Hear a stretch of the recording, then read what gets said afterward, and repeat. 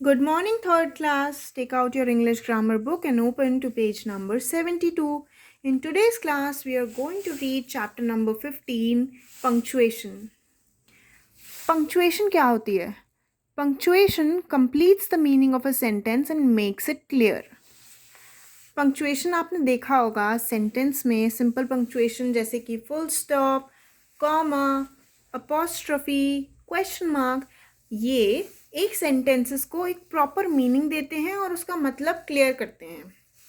अब जैसे अगर आप किसी से क्वेश्चन पूछ रहे हो तो उस सेंटेंस को आप कैसे लिखोगे?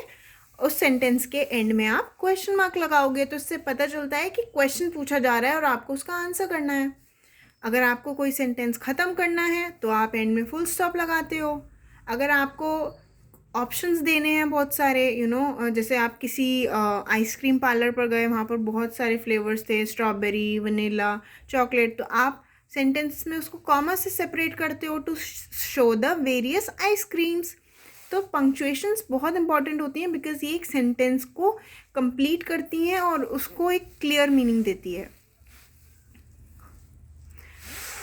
Icebreaker. Help the punctuation superhero punctuate his dialogue by rewriting it correctly. यहाँ पर एक सुपर हीरो ने कुछ लिखा है या बोला है, उसको आपको ढंग से करेक्ट करके लिखना है विद ऑल द पंक्चुएशंस। अब यहाँ लिखा है oh no Kavita's toys are still here, what shall I do, I will return them to her but first I must eat lunch. तो अब इसको लिखते हैं ओ नो। अब क्या बोल रहा है सुपर हीरो? बोल रहा है ओ नो कविता के टॉयज तो यहीं पर हैं अभी भी।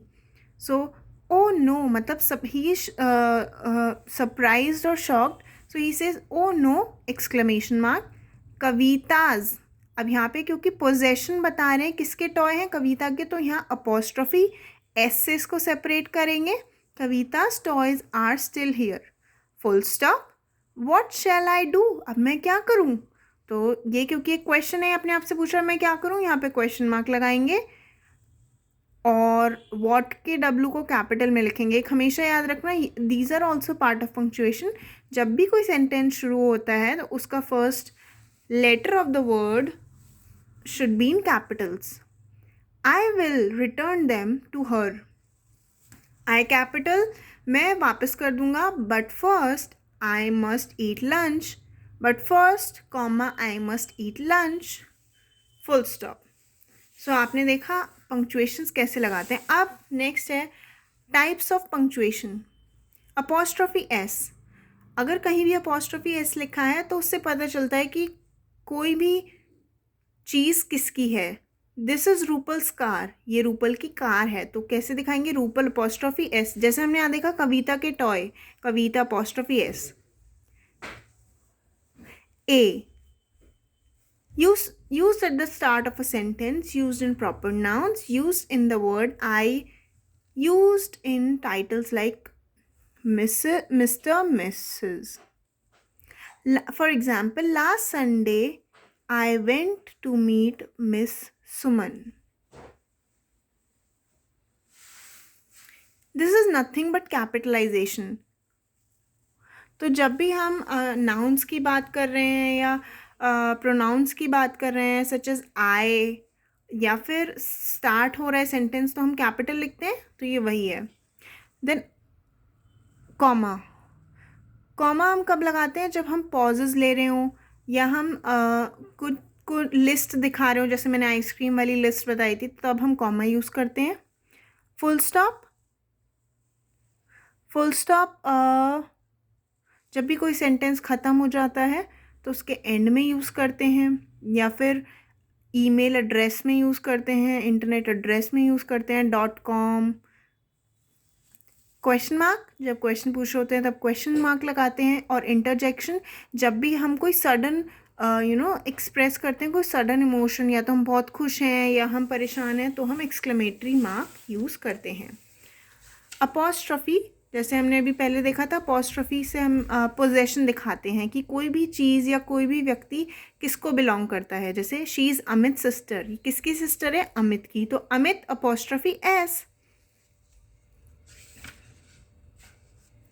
नाउ कॉन्ट्रैक्शंस, कॉन्ट्रैक्शन अकर करते हैं जब दो वर्ड्स कंबाइन किए जाते हैं और एक या एक से ज़्यादा लेटर रिप्लेस कर दिया जाता है bye apostrophe.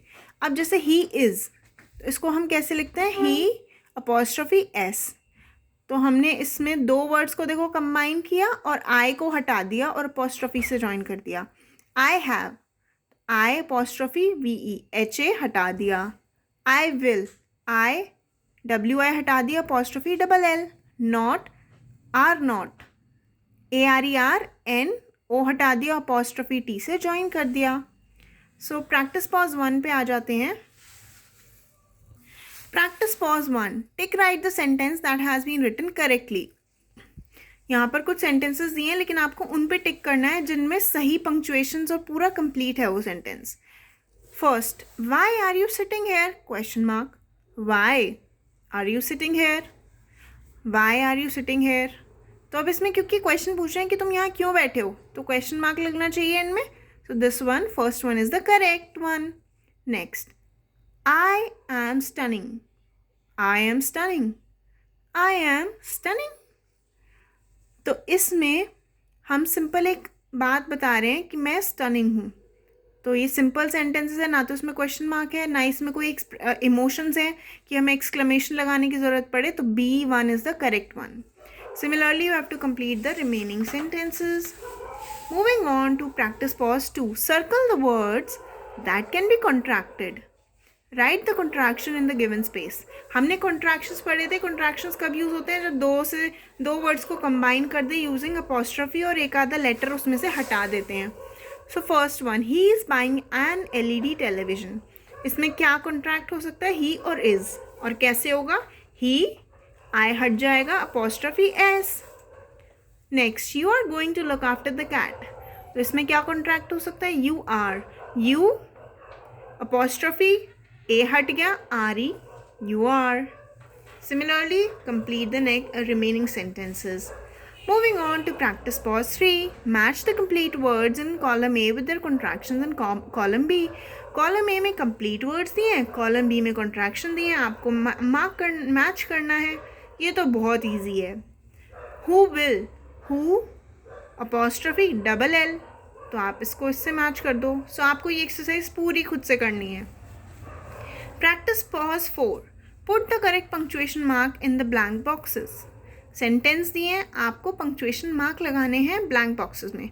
I am so happy you are here, यहाँ पे खुशी है, खुशी दिखा रहे हैं बहुत ज़्यादा, तो ये बोल रहे हैं मैं बहुत खुश हूँ तुम यहाँ पर हो, तो एक्सक्लेमेशन मार्क लग जाएगा क्योंकि यहाँ पर हैप्पी इमोशन शो कर रहे हैं। Next, what is this gadget for, ये गैजेट किस लिए यूज़ होता है, तो यहाँ पे क्वेश्चन मार्क आना चाहिए क्योंकि हम पूछ रहे हैं गैजेट का क्या यूज़ है। Similarly complete the remaining exercise. Practice pause 5. Make sentences according to the given instructions. यहाँ पर कुछ instructions दिए हैं, आपको कोई भी सेंटेंस अपने तरफ से फॉर्म करना है। Having a question mark, कोई एक ऐसा सेंटेंस बनाओ जिसमें क्वेश्चन मार्क आता हो। तो मैंने यहाँ पे बनाया है Where does Rohan live? Rohan कहाँ रहता है, हम पूछ रहे हैं ना रोहन कहाँ रहता है, तो इसको क्वेश्चन मार्क सेंड करेंगे और ये बन गया हमारा sentence having a question mark. Having 2 commas, एक सेंटेंस ऐसा बनाओ जिसमें 2 कॉमाज आते हो। तो मैंने लिखा है I will buy shirt, jeans, cap and shoes. अब देखो यहाँ पे एक लिस्ट बताई है ना, जैसे आइसक्रीम की बताई थी, ऐसे कपड़ों की बताई है कि मैं खरीदूंगा, मैं शर्ट खरीदूंगा, जीन्स खरीदूंगा, कैप और शूज़ खरीदूंगा। सो ये हो गया sentence having 2 commas. Complete the remaining exercise. Moving on, practice pause 6. Rewrite the paragraph using the correct punctuation marks, contractions and capital letters where needed. ये एक सेंटेंस दिया है जो कि बिल्कुल ही रॉ है, इसमें कहीं भी कोई पंक्चुएशन यूज़ नहीं की है और इसका कोई मतलब भी ढंग से नहीं निकल के आएगा, इसलिए तो आपको इसको एक मीनिंग देना है। कैसे? By using the punctuation marks, contractions and capital letters जहाँ भी ज़रूरत है। For example, hello everyone I am Amita. अभी देखो जब इसमें कोई पंक्चुएशन नहीं है तो उसको ऐसे पढ़ेंगे, hello everyone I am Amita, I am here to tell you about myself, I live with my grandparents and parents in Delhi, the capital city of India and so on. तो अब हमें इसको मीनिंग देना है। सबसे पहले capitalise करेंगे first letter of the first word. Hello का एच बड़ा हो गया, कैपिटल हो गया, हेलो एवरीवन। अब यहाँ पे क्योंकि एक्सप्रेशन दिखाया है, ग्रीट कर रहे हैं, तो यहाँ पे आएगा exclamation mark, hello everyone. I am Amita, I capital हो जाएगा क्योंकि एक प्रोनाउन है. आई एम अमिता, फुल स्टॉप. ये एक नाउन है अमिता, तो ए कैपिटल हो जाएगा. I am here to tell you about myself, मैं खुद के बारे में बताऊंगी. तो हमेशा ध्यान रखना, आई कहीं भी हो वो हमेशा कैपिटल होगा, कहीं भी हो सेंटेंस में, शुरू में, बीच में, एंड में, कहीं भी, that will always be capital. My self के बाद full stop. I live with my grand parents in daily, I capital, live with my grand parents in daily. अब डेली एक नाउन है तो डी कैपिटल हो जाएगा. Comma the capital city of India, Delhi के बारे में बता रहे हैं तो पॉज लेंगे. दिल्ली क्या है? Capital city of India. Comma the capital city of India, I capital. And similarly complete the rest of the paragraph by yourself. And with this we come to an end to chapter number 15, which is about punctuation. I hope you enjoyed learning about punctuation. I'll see you in the next class. Until then, take care. Bye bye.